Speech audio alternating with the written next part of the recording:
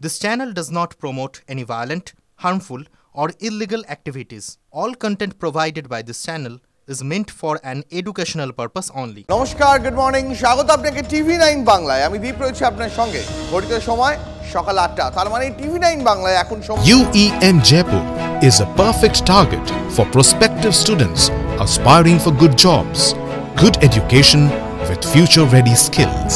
সময় 8টায় আর রিপোর্টার এক্সক্লুসিভের। তবে শুরুতেই আজকে নজর রাখতেই হবে বাংলাদেশের দিকে।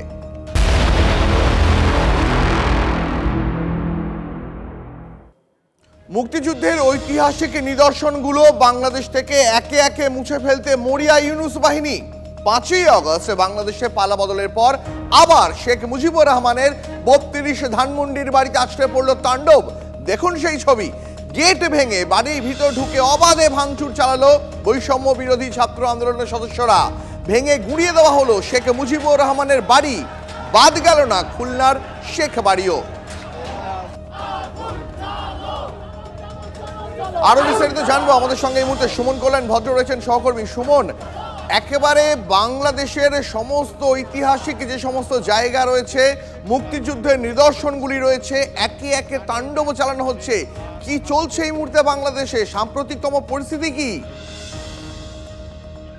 একেবারে দেখো, শুধু যে ধানমন্ডি বা খুলনা তা কিন্তু নয়, যশোর থেকে শুরু করে রংপুর, বিভিন্ন জায়গায় যে সমস্ত স্মৃতিসৌধগুলো ছিল শেখ মুজিবের, সবগুলোতে কিন্তু আক্রমণ করা হয়েছে, সবগুলো ভেঙে গুড়িয়ে দেওয়া হয়েছে। এবং শুধুমাত্র শেখ মুজিবের বাড়ি নয়, শেখ মুজিবের আত্মীয় স্বজন যারা রয়েছেন, শেখ হাসিনার পরিবার এবং শেখ হাসিনার যে বোন রয়েছে রেহানা, তার বাড়ি ঘর কোনোটাই কিন্তু বাকি রাখা হয়নি। গতকাল তুমি জানো যে একটা বিবৃতি দেওয়ার কথা ছিল, সেই বিবৃতি যখন শুরু হয়, আওয়ামী লীগের যে ফেসবুক পেজ রয়েছে সেখানে সেটা সম্প্রচারিত হয়। আগে থেকেই ঘোষণা করেছিল যে আক্রমণ হবে ফ্যাসিস্টদের উপরে, সেই মতোই কিন্তু গোটা রাত ধরে তাণ্ডব চালিয়েছে একেবারে। শোন, এখানে তো তাহলে প্রশ্ন উঠছে যে তাহলে প্রশাসন বা ইউনূস সরকার আগে থেকে কেন বাড়তি সতর্ক ছিল না? এতগুলো জায়গাতে হামলা হয়েছে, অগ্নি সংযোগ হয়েছে, ভাঙচুর হয়েছে, কোথাও একটি জায়গাতেও পুলিশের উপস্থিতি লক্ষ্য করা যায়নি। অন্যান্য সময় ইউনূস সরকার যেভাবে পুলিশ দিয়ে বিভিন্ন রকম আন্দোলনকে দমিয়েছে, বিভিন্ন রকম বিশ্ববিদ্যালয়ের গন্ডগোলকে দমিয়েছে, কিন্তু এক্ষেত্রে নির্বিকার, একেবারে চুপ, কোথাও পুলিশের দেখা নেই। এবং এখনো পর্যন্ত সকাল অনেকটা হয়ে গেছে, বাংলাদেশ সময় এখন 8:30, ভারতের বাজে 8টা। এখনো পর্যন্ত কিন্তু কোথাও কোনো পুলিশের অ্যাক্টিভিটি বা সেনার কোনো অ্যাক্টিভিটি কিন্তু আমাদের নজরে পড়েনি। ফলে উল্টে তারা বিবৃতি দিচ্ছে যে ভারত থেকে শেখ হাসিনার এই বিবৃতি, তাই কিন্তু এটার কারণ। ফলে সব মিলিয়ে ইউনূস প্রশাসন চাইছিল এই 71-এর যত স্মৃতি বিজড়িত সেগুলো রয়েছে সবগুলোকে ধ্বংস করা, এবং কার্যত সেটাই কিন্তু হলো। একটা উন্মাদ বললে ভুল হবে, এখন উন্মত্ত জনতার কিছু অংশের হাতে কিন্তু বাংলাদেশ, এবং এদেরকে দিয়েই বাংলাদেশ এখন চলছে।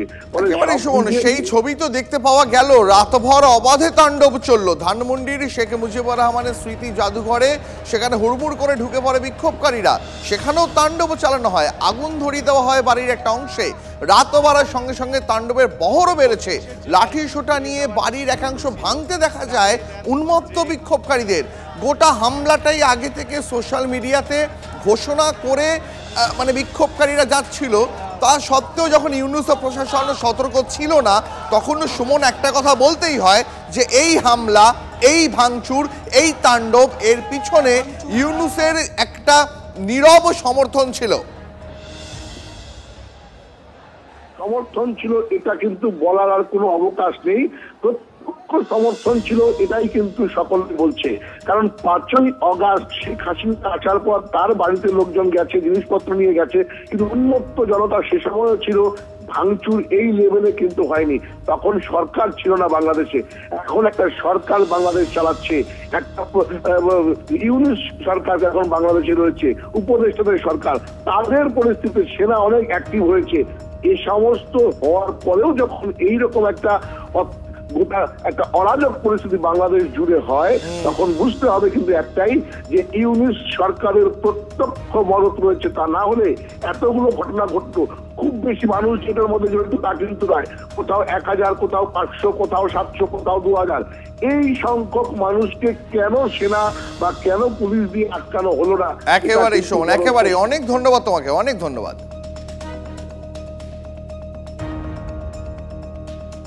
শেখ হাসিনার ভাষণের বিরুদ্ধে মশাল মিছিল, পরে তারাই চট্টগ্রাম মেডিকেল কলেজ ও নগরের জামাল খান এলাকায় বঙ্গবন্ধু শেখ মুজিবুর রহমানের মুরাল ভাঙচুর করে।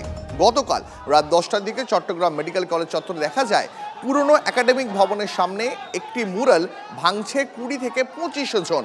তাদের হাতে হাতুড়ি আর অন্য হাতে পাথর। স্থানীয়রা জানিয়েছেন সেখানে শেখ মুজিবুর রহমানের প্রতিকৃতি ছিল। রাত 9:30টার আশেপাশে ছাত্ররা এসে সেটি ভাঙচুর চালায়। আপনারা দেখতে পাচ্ছেন সেই ছবি, হাতুড়ি দিয়ে বঙ্গবন্ধুর মুরাল ভাঙচুর চালায় একদল বিক্ষোভকারী।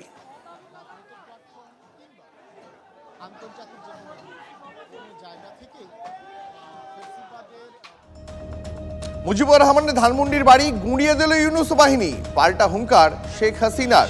শুধু 32 নম্বর বাড়ি ভেঙে ফেলা হচ্ছে, ওই বাড়িটাকে কেন অত ভয়? ভাঙলেও ইতিহাস বুঝতে পারবে না, ইউনূস বাহিনীর উদ্দেশ্যে হুঙ্কার শেখ হাসিনার। আমার স্বামী, তিনিও চাকরিজীবী নিউক্লিয়ার সায়েন্টিস্ট ছিলেন। তার একটা বাড়ি 5 নম্বরে, যেটা জয়পুতুলের। আজকে সেই বাড়িও পুড়িয়ে দেওয়া হয়েছে, রেহানার বাড়িও লুট করা হয়েছে। আর 32 নম্বর, এটা তো আমরা কোনো ব্যক্তিগতভাবে ব্যবহার করিনি। আজকে সেই বাড়িটা ভেঙে ফেলা হচ্ছে কেন? বাড়িটার কি অপরাধ? ওই বাড়িটাকে কেন এত ভয়? আমি দেশের মানুষের কাছে আজকে বিচার চাই, আমি দেশের জনগণের কাছে বিচার চাই। বলুন আপনারা। হ্যাঁ, একটা দালান ভেঙে ফেলতে পারে, ইতিহাস মুছতে পারবে না। একবার ভাঙলে আবার আমরা গড়তে পারবো। মোহাম্মদ ইউনূসের বিরুদ্ধে চাঞ্চল্যকর অভিযোগ তুলে দিলেন শেখ হাসিনা। ইউনূসের লক্ষ্যই ছিল তাকে এবং তার বোনকে হত্যা করা। অভিযোগ বাংলাদেশের প্রাক্তন প্রধানমন্ত্রী। আল্লাহ যখন বাঁচিয়ে রেখেছেন, তো নিশ্চয়ই আমার কিছু কাজ বাকি আছে, সেটুকু করার জন্য আল্লাহ বাঁচিয়ে রেখেছেন। নইলে বারবার কেন মৃত্যুর হাত থেকে বেঁচে আসবো? মানুষের দোয়া, উপরে আল্লাহ রাব্বুল আলামিন ওই গ্রেনেড হামলা, গুলি, বোমা সব জায়গা থেকে তো আমাকে রক্ষা করে নিয়ে এসেছেন। এবারেও তো সেই একই অবস্থা। এবারে তো একটাই লক্ষ্য ছিল। তার meticulous ডিজাইনই ছিল ইউনূস সাহেবের আমাকে 2 বোনকে হত্যা করা। তারপরেও কিভাবে আল্লাহ আমাদেরকে রক্ষা করেছেন। কাজেই আবার বাংলাদেশ ফিরে আসবে, মুক্তিযুদ্ধের চেতনা গড়ে উঠবে। শহীদের রক্ত কখনো বৃথা যেতে পারে না, এটাই আমার কথা। ইউনূসকে বেঈমান বলে আক্রমণ শেখ হাসিনার। ইউনূসের ক্ষমতার লোভ গোটা বাংলাদেশকে জ্বালিয়ে পুড়িয়ে ছারখার করে দিচ্ছে। তীব্র আক্রমণে আওয়ামী লীগের সভানেত্রী। যাকে সবথেকে বেশি সহযোগিতা আমি করেছিলাম। গ্রামীণ ব্যাংকের ম্যানেজারের পদ, ৬,০০০ টাকা বেতনের চাকরি ৯০ সালে পেয়েছিলেন। আমি ৯৬তে সরকার আসার পরে এই গ্রামীণ ব্যাংকে ৪০০ কোটি টাকা দিয়ে এই গ্রামীণ ব্যাংকটাকে আমি দাঁড় করিয়ে দিই। শুধু তাই না, গ্রামীণ ফোনের ব্যবসাটাও ওই ডক্টর ইউনূসকে দিয়েছিলাম। আমার কাছে বারবার ধর্ণা দিয়েছিল। বলেছিল ওখান থেকে যে লাভ হবে সেই লাভের অংশ যাবে গ্রামীণ ব্যাংকে। তা কিন্তু যায়নি। বরং এগুলি বেচেই খেয়েছে, মানি লন্ডারিং করেছে, দুর্নীতি করেছে এবং তার ক্ষমতার লোভ আজকে বাংলাদেশকে ধ্বংসের দিকে নিয়ে এসেছে। একটি মানুষের ক্ষমতার লোভ বাংলাদেশকে জ্বালিয়ে পুড়িয়ে ছারখার করে দিচ্ছে। ক্ষুদ্র ঋণ আন্তর্জাতিকভাবে স্বীকৃত ছিল না। এই ডক্টর ইউনূসেরই অনুরোধে আমি নিজে তার সম্মেলনে উপস্থিত হই, যেখানে স্পেনের রানী কুইন সোফিয়া এবং হিলারি ক্লিনটন তারা উপস্থিত হন। আমি উপস্থিত ছিলাম বলে প্রধানমন্ত্রী হিসেবে। এবং ক্ষুদ্র ঋণ জাতিসংঘে যাতে স্বীকৃতি পায় সে ব্যবস্থাও আমি করেছিলাম। কিন্তু কত বড় বেঈমান মুনাফিক যে তার ক্ষমতার লোভ এমন পর্যায়ে চলে গেল যে সে আমাকে আর রেহানাকে হত্যা করার পর্যন্ত পরিকল্পনা করল এবং তার বক্তৃতায় তিনি ধরা পড়ে গেছেন।